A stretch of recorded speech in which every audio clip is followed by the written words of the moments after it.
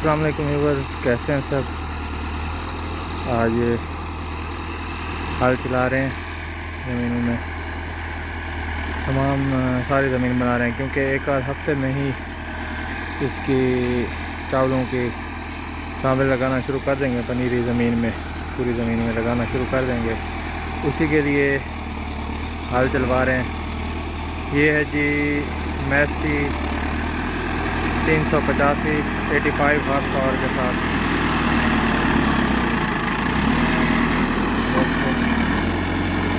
इसी के ज़रिए सफाई हो रही है। ज़मीन में से जो गंद वगैरह बना हुआ है उसको भी बाहर निकाल रहे हैं।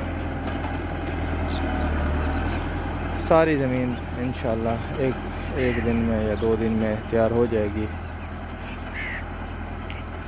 नेक्स्ट वीक तक का इरादा है इंशाल्लाह। नेक्स्ट वीक में हम चावल लगा चुके होंगे। तो चैनल पे अगर आप नए हैं तो इसे सब्सक्राइब कर लें, वीडियो को लाइक और शेयर भी कर दें।